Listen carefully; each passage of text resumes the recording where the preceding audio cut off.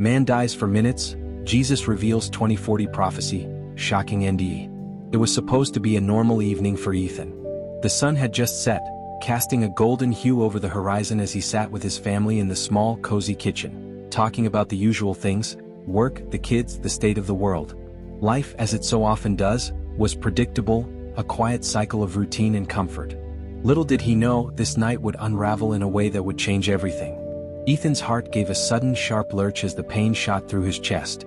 He gasped, clutching at his chest, his breath coming in shallow, desperate bursts.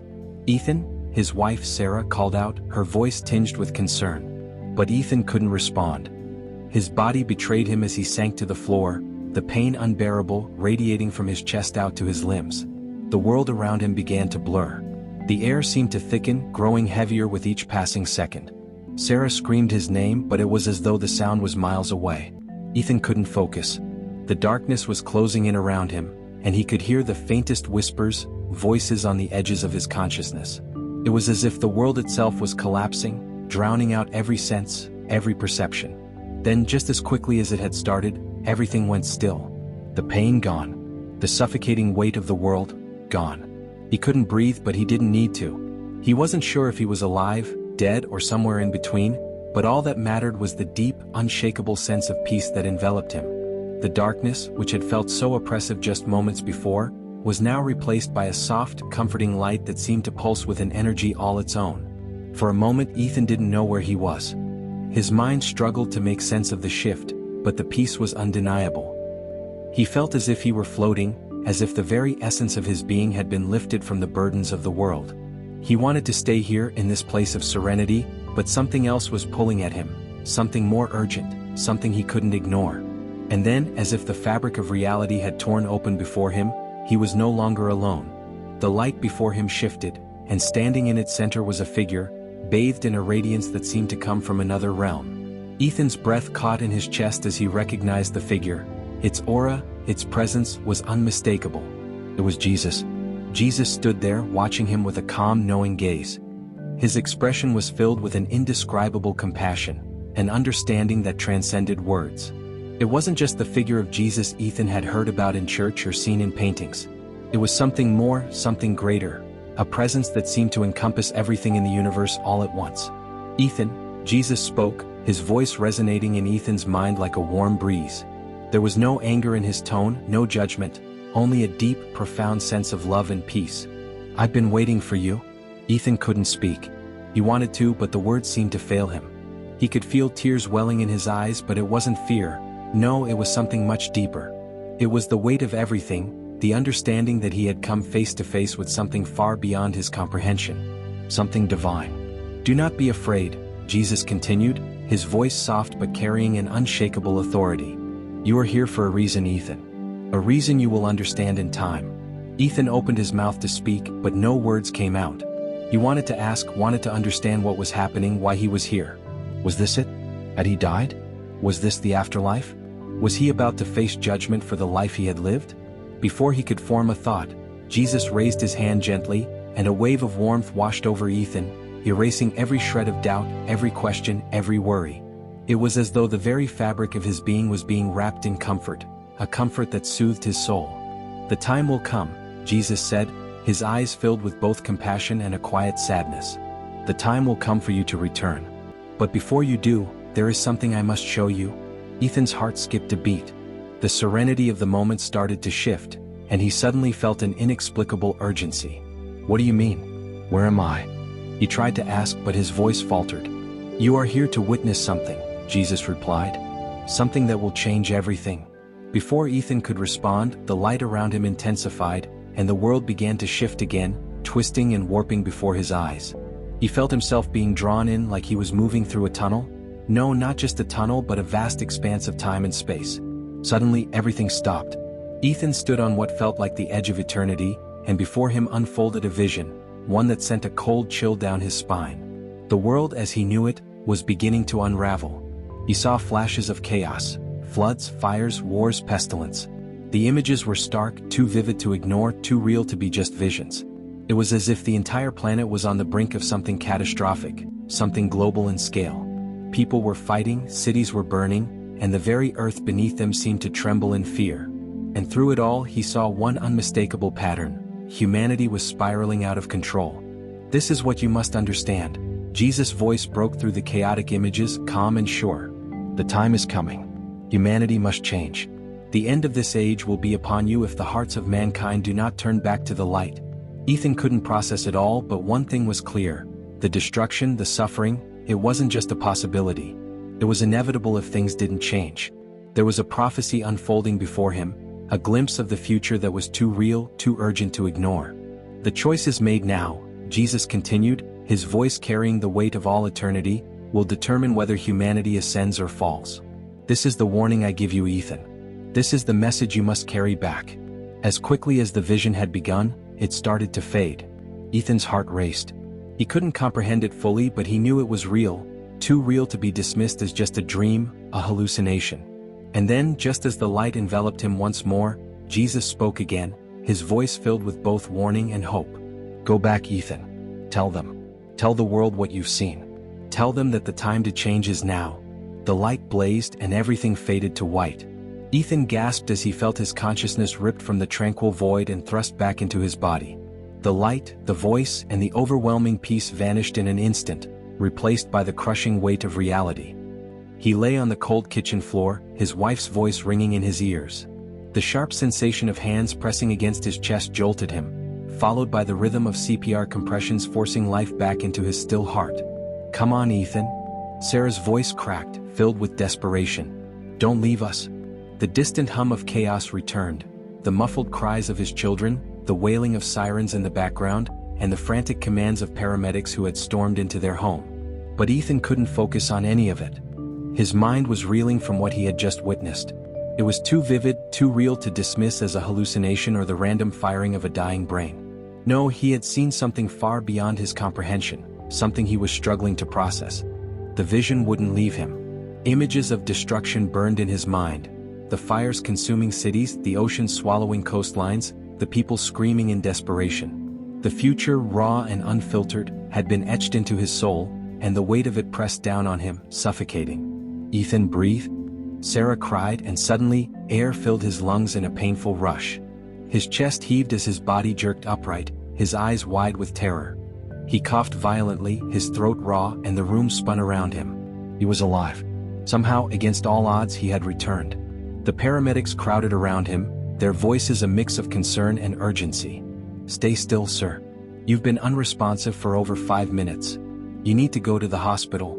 Ethan shook his head weakly, his hand clutching at Sarah's as if she were the only thing anchoring him to reality. "No, hospital," he croaked, his voice barely audible. His eyes darted around the room, wild and frantic, searching for something, anything, that could explain what had just happened. But nothing felt real anymore. The world, the people around him, the very air he breathed, it all felt fragile, like it could shatter at any moment. "Ethan, please," Sarah whispered, tears streaming down her face. "You need help. Let them take you." He turned to her, his gaze locking onto hers with an intensity that made her freeze. "Sarah," he rasped, his voice trembling. "I saw him." Her brow furrowed in confusion. "Saw who?" "Jesus," Ethan said, his words barely above a whisper, but they carried a weight that silenced the room. Even the paramedics paused, their professional demeanor faltering as they exchanged uncertain glances. Sarah's lips parted, but no words came out. She didn't know what to say. Ethan had never been particularly religious. He had attended church a handful of times in his life, mostly for weddings or funerals, but faith had never been a central part of who he was.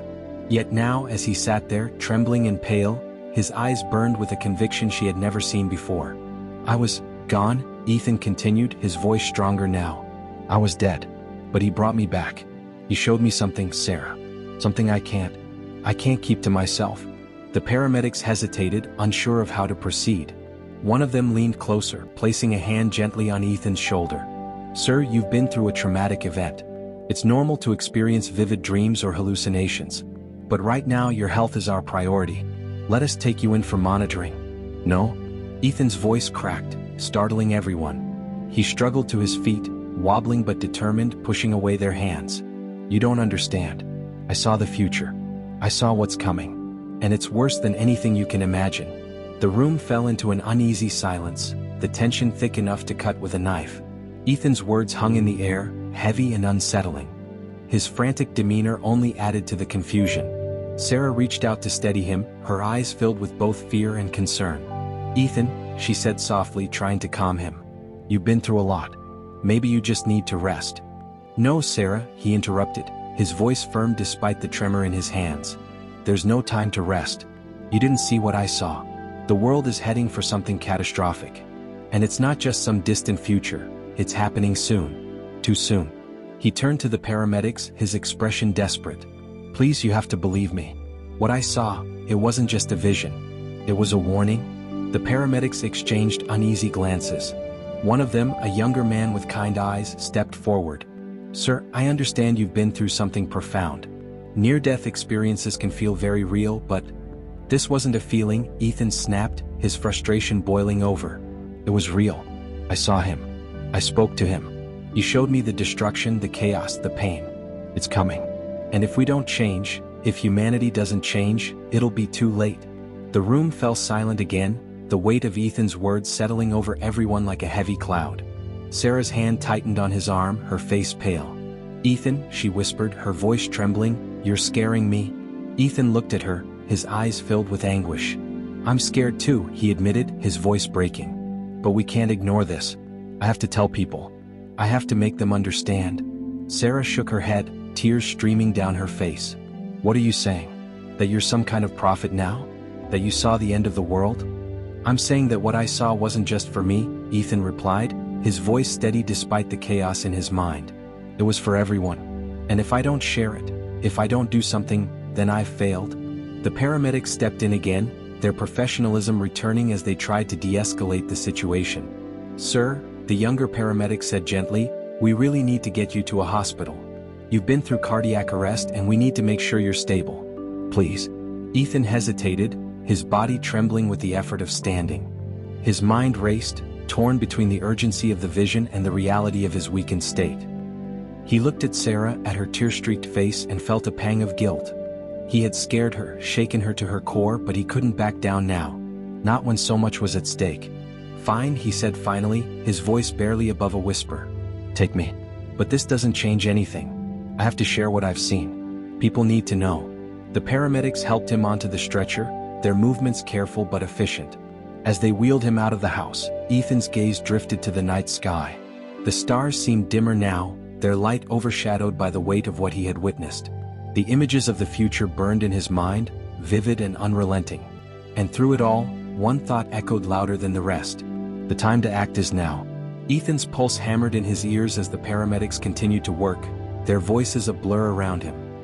His body was heavy, sluggish, as though the aftereffects of his near-death experience had left him physically drained. He could feel the coldness of the stretcher beneath him, but it was nothing compared to the chill that had settled deep inside his chest. It wasn't just the physical exhaustion that weighed on him. It was the enormity of what he had seen, what he had learned, and what he now carried in his heart. The ride to the hospital was a blur of lights, sterile air, and muffled conversations. Ethan barely registered the paramedics' attempts to reassure him, their words slipping by like the hum of the ambulance. His thoughts were consumed by what he had experienced. The images of destruction, of a broken world on the edge of collapse, were seared into his mind, unshakable. The visions hadn't just been a product of his brain, he knew that now. They were a warning, a message he could not ignore. As the ambulance skidded to a stop, Ethan's heart skipped a beat. The doors were thrown open, and the sound of hurried footsteps echoed in the sterile hallway. The paramedics worked quickly to move him inside, and for a brief moment he wondered if he were still alive. Everything felt so surreal, as if he were watching it all unfold from a distance. "Mr. Holt," a doctor's voice broke through the fog in his mind. "We need to get you stabilized. We've been trying to reach your family, but—" "Stop," Ethan rasped, barely able to lift his head. "You don't understand. You need to listen to me." His words came out strained, weak, but he couldn't stop himself. The urgency in his voice echoed in the sterile room. He could feel the eyes of the doctors and nurses on him, their concern barely registering in his mind as his thoughts spiraled toward the vision that still gripped him. "I saw it," Ethan continued, his voice rising with desperation. "The world, the destruction. It's coming, and it's worse than we could ever imagine. People have to know. You have to help me spread the word. We need to prepare." The doctor exchanged a worried glance with the nurse, but she said nothing, instead gently trying to lower him back onto the bed. "Mr. Holt, you've just been through a traumatic experience. Your heart stopped for several minutes. You're in shock. We need to focus on your health right now."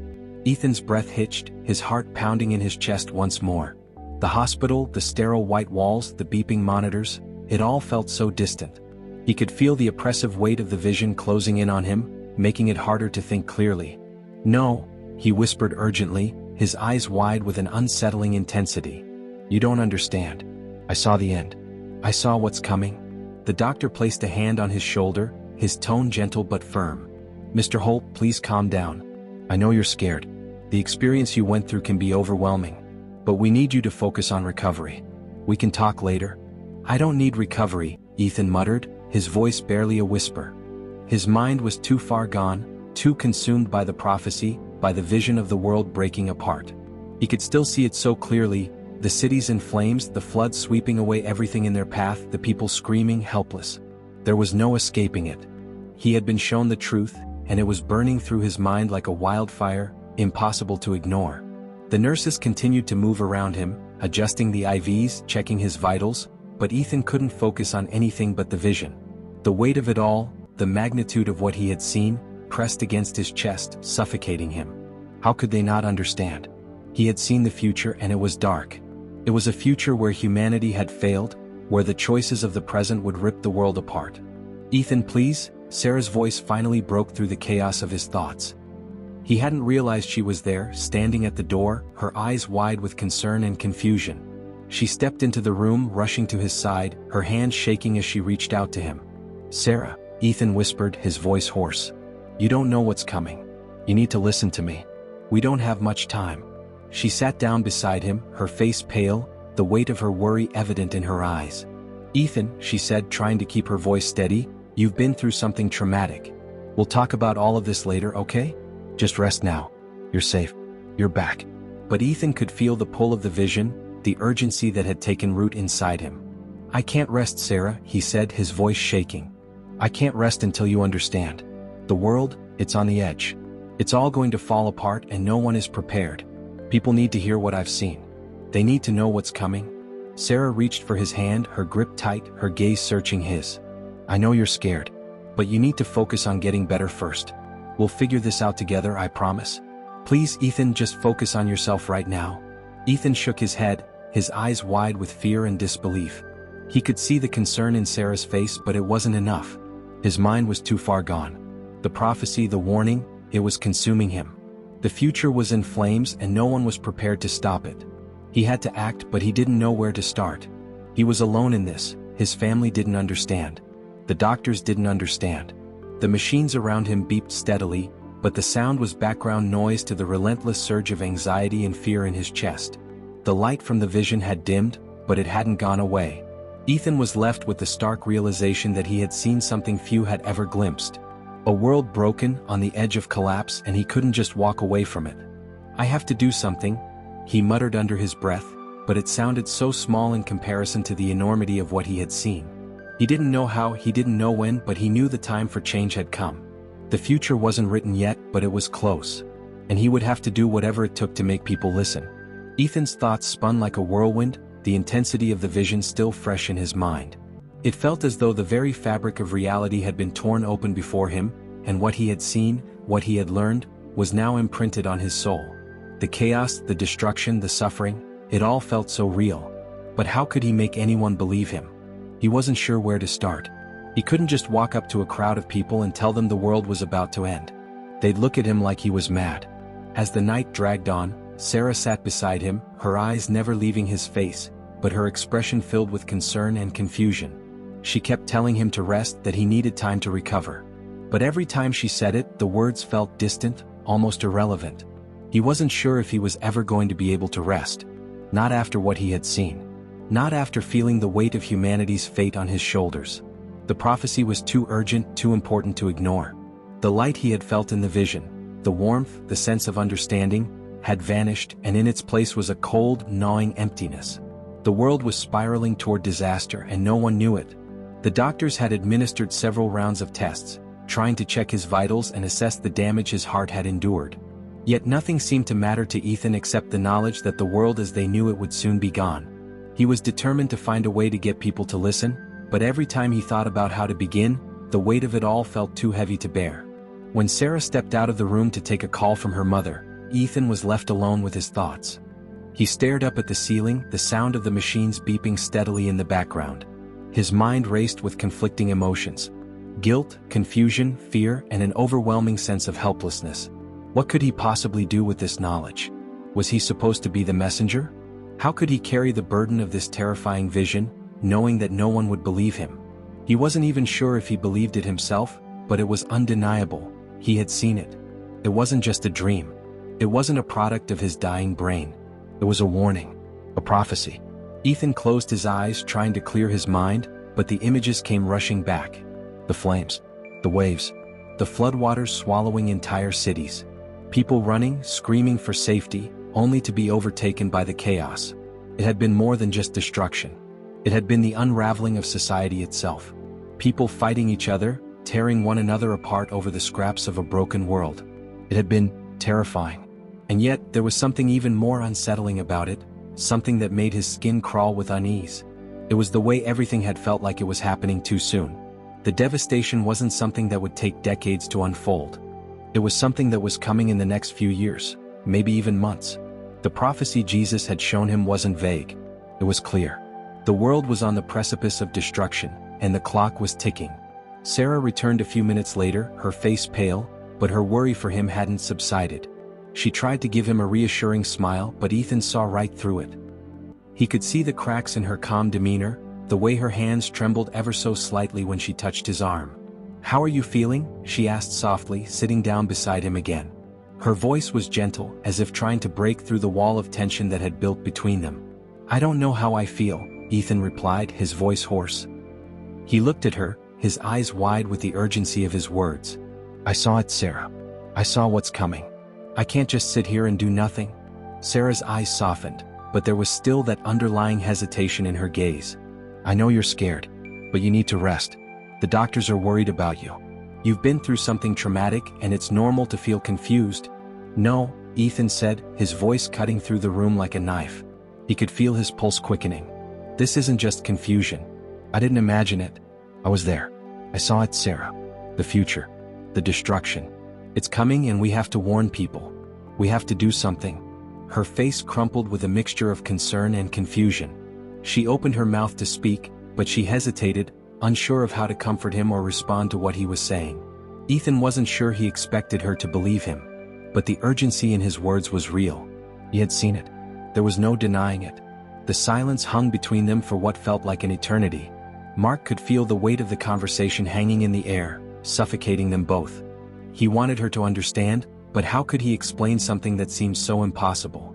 "How can you not see this, Sarah?" His voice cracked with emotion, the frustration seeping through. "People need to understand. They need to know what's coming. The future. It's going to be too late if we don't warn them." Sarah's eyes welled up with tears and she placed her hands gently on his. "Ethan," she said softly, "I know you're hurting. But you need help. You're not thinking clearly right now. Maybe we should talk to someone, maybe a therapist. You need to rest." Ethan shook his head violently. "I don't have time for rest. The clock is ticking. People will die if we don't do something now." His voice trembled with the weight of his conviction, the words spilling out of him uncontrollably. "You have to listen to me," he pleaded, voice breaking, desperate. "You don't understand, the world, the chaos. We're not ready. We're running out of time." Tears streamed down Sarah's face as she took his hand in both of hers, squeezing it gently. "I hear you, I do. But this is too much. I don't know what you're seeing, but I need you to focus on getting better. Just let us help you." But Ethan couldn't. The reality of what he had seen was overwhelming, suffocating, and as Sarah sat by his side trying to reassure him, he felt the walls closing in around him once more. It wasn't just the future he had seen. It was the looming question of how to stop it. How could he make anyone believe in a vision so bleak? And if they did believe him, would it be too late? Ethan closed his eyes, trying to center himself, but the answer he feared most was still there, hanging in the balance. There was no escape from what was coming. And now, it was his responsibility to make sure the world was prepared. Ethan sat in the sterile hospital room, staring at the walls as if they could offer him an answer. His mind buzzed with the same thought over and over again. He had seen it. He had witnessed the destruction, the suffering, and the aftermath of humanity's failure. And now, it was like he was trapped in a prison of his own knowledge. The weight of the prophecy was suffocating, and the longer he sat in this room, the more he felt like he was losing control. The visions had been clear, too clear, and yet no one would believe him. How could they? His wife, Sarah, had been persistent, trying to calm him down, offering him comfort. But the reality was that no amount of reassurance could erase what he had seen. She didn't understand. No one did. It wasn't just some dream or near-death hallucination. It was real. The world was heading toward a catastrophe, a fate it couldn't escape. He could feel the certainty of it in every bone, every thought, every breath. He tried to distract himself, focusing on the beeping of the heart monitor beside him. The steady rhythm was a small comfort, grounding him in a world that felt increasingly alien. But even the sound of his own heartbeat didn't bring him peace anymore. His pulse was erratic now, just like his thoughts. Sarah had stepped out to call his parents, and the room was empty save for the quiet hum of machines. Ethan's fingers clenched into fists at his sides. He couldn't stay here. He couldn't just wait for this feeling of impending doom to consume him. The hospital felt like a cage. It was where people went to be healed, to recover, but here, in this sterile white room, Ethan felt no healing. The world around him felt fractured, broken, just like his mind. Suddenly, the door opened with a soft creak, and a figure stepped inside. Ethan's heart jumped in his chest as he turned, expecting to see Sarah, but instead, it was someone else. A man in a suit, with dark, intense eyes that seemed to see through him. "Mr. Holt," the man said, his voice calm but with an air of authority. "We need to talk." Ethan narrowed his eyes, a feeling of unease crawling up his spine. Who was this man? And how did he know his name? "I don't know you," Ethan replied, his voice hoarse, still raw from the shock of his earlier outbursts. "What do you want?" The man's eyes flickered with something, perhaps recognition, perhaps something darker. He stepped closer, closing the distance between them. "You've been through something extraordinary," the man said softly, almost as if he were speaking to himself. "You've seen things that most people couldn't begin to comprehend." Ethan's heart raced. How did this man know? How could he know what had happened to him? Was this another hallucination? Another piece of the nightmare? His mind began to spin, but there was a part of him that knew that this was different. This man wasn't like the doctors or paramedics. There was something unsettlingly familiar about him. "What do you know?" Ethan demanded, his voice trembling slightly. The man smiled, but it wasn't a friendly smile. It was cold, calculating, as if he were playing a game Ethan didn't understand. "I know exactly what you saw," he said. "And I know what it means." Ethan's chest tightened. "What it means? What do you mean?" "I saw the future. The end of everything. Humanity's collapse. And you're telling me you know what that means?" The man nodded slowly, almost as if he had been expecting this reaction. "Yes, I know exactly what it means. And so do you?" Ethan's head spun. The figure in his vision had warned him that the destruction was coming, that humanity was running out of time. He had seen cities burning, the seas rising, the earth quaking beneath the weight of humanity's sins. But hearing it from this man's lips felt different. It felt like the first crack in the glass, a moment of realization that everything he had thought he knew was about to change. "You're not just anyone, Mr. Holt," the man continued, his voice growing darker. "You were chosen. You've been given this knowledge for a reason." Ethan opened his mouth to respond, but no words came. His heart raced faster, the fear rising in his chest. "Chosen?" he echoed, his voice barely a whisper. "What do you mean, chosen?" The man's gaze never wavered, his eyes dark and intense.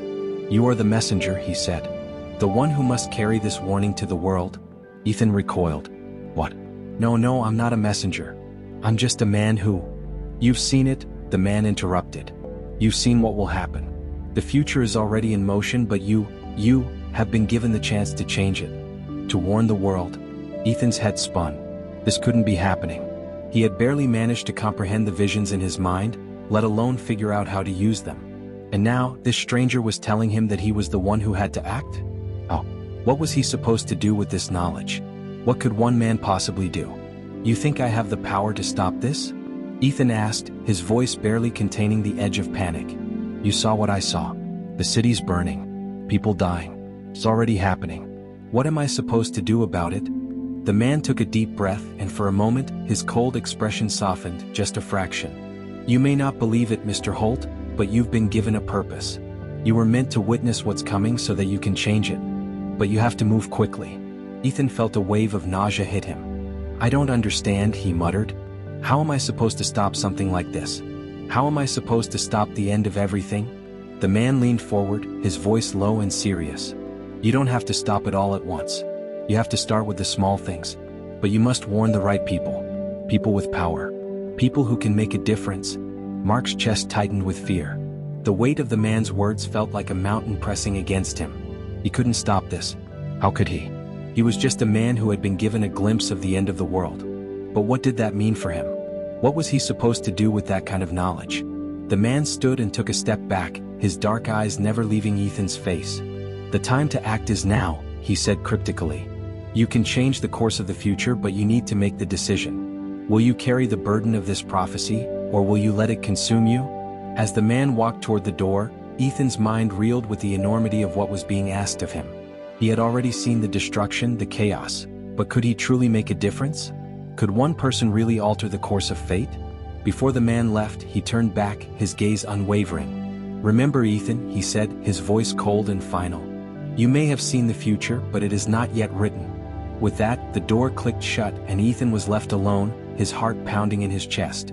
The weight of the world seemed to press down on him, and for the first time since his death, he felt completely helpless. Ethan sat alone in the hospital room, the silence now an overwhelming presence.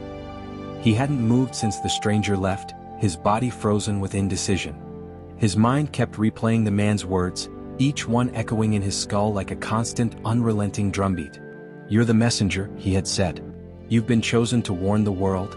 The weight of the prophecy pressed against him, suffocating him with its intensity. The man hadn't offered any clear explanation. He had only given Ethan the responsibility, the heavy, crushing burden of a future that was already in motion, a fate that had been sealed. Ethan didn't know how to feel. Part of him wanted to embrace the idea that he had been chosen for something greater.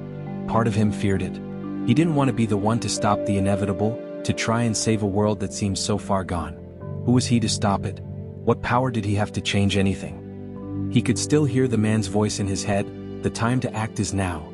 But act how? What was he supposed to do with this knowledge? How could he possibly make anyone believe him? And if they did believe him, what could they do? The chaos had already begun. Ethan had seen the fires, the flooding, the wars. It wasn't just a vague prediction. It was happening, right now, just waiting for the spark that would set everything into motion. The light in the room flickered, casting long shadows on the walls, but Ethan didn't react. He felt numb, as though his body and mind had detached from the world around him. He looked out the window, but the night beyond felt so distant, so cold. He couldn't escape the vision of the future, the endless destruction that had been branded into his mind. It was like a painting he couldn't erase, a picture of humanity's downfall that kept coming back over and over again. A knock on the door interrupted his thoughts, but he didn't move. Sarah entered, her face drawn and weary. Her eyes were red from the tears, her lips tight with worry. She didn't say anything at first. She just stood there, watching him, silently pleading with him to come back from the brink of whatever dark place he had descended into. Ethan forced a small smile, but it didn't reach his eyes. I'm fine, he muttered, the words feeling hollow as soon as they left his lips. Sarah didn't buy it. She never did. She walked over to him, sitting gently at the edge of the bed, her hand resting on his. I know you're not fine, Ethan, she said softly. But you're home now. You're alive. Alive. He was alive. But in so many ways he felt more dead than ever before. He had died on that operating table, felt the weight of the darkness pressing in on him. He had crossed into the unknown and had seen the world on the edge of collapse. And now he had returned, but there was no going back. No way to undo what he had seen, no way to pretend that everything would be okay. The world was headed for destruction. It was only a matter of time before the prophecy he had seen came true. And Ethan had been given the knowledge, he was supposed to do something with it. Sarah, Ethan's voice cracked, and for the first time since his return, his emotions slipped through the cracks. I saw it. I saw the end. Her face softened, but there was something in her eyes, something distant. She was still trying to process everything he had said earlier, still trying to figure out whether he had lost his mind or if there was some truth to the story he was telling. She squeezed his hand gently, her grip reassuring, but it didn't comfort him the way it used to. I know you're scared, she whispered. But you've been through so much. I don't know what you saw, but I'm here. We'll get through this together. Ethan shook his head, tears welling in his eyes. He couldn't keep the facade up anymore. It's not about being scared, Sarah. It's about the truth. The world is falling apart and I've seen it. People are going to die. If we don't do something, it's all going to collapse and there won't be anything left. Ethan, Sarah said softly, her voice pleading, you need to rest. You need to recover from this. I know you're confused, but you can't keep pushing yourself like this. Ethan pulled his hand away from hers, a surge of frustration rising within him. I'm not confused, Sarah. His voice was sharper now, his breath coming fast. I saw it. I saw everything. People fighting in the streets, the oceans rising, the cities burning. And you're telling me to rest? I can't rest. I can't pretend everything's going to be okay. I saw what's coming and no one believes me. No one will listen. The room was silent for a long moment. Ethan's chest heaved with each breath, and his eyes were wide with the frantic energy of someone who knew too much but had no way to make anyone understand. He was afraid, but not of death. He was afraid of the future, of what was coming. And he was terrified that even with the knowledge he now possessed, there was nothing he could do to stop it. Sarah stood up, taking a step back, her face a mixture of confusion and helplessness. I don't know what you want me to say, Ethan. You're scaring me. You're talking about things no one can control. The world is messed up, yes, but that doesn't mean it's too late. It doesn't mean we can't fix it. Fix it? Ethan spat bitterly. There's nothing to fix. It's too late, Sarah. The prophecy is clear. The end is coming and we're all standing on the edge of it, and I can't do anything about it. The sound of his own voice, rising in desperation, made him feel more distant from reality than ever before. He could see the fear in Sarah's eyes, the way she was looking at him like he was someone else, someone she didn't recognize. He was losing her. He was losing everything. She turned away, walking toward the door, but before she left, she turned back to him, her face filled with sorrow. I can't help you if you won't let me, Ethan. But I'm here for you. Whenever you're ready to come back. The door closed behind her, and Ethan was alone again, the weight of the prophecy pressing on his chest, suffocating him. He closed his eyes, wishing he could escape it, but deep down he knew there was no escape. The time for denial was over. The visions had shown him the truth, and now the only thing left to do was face it.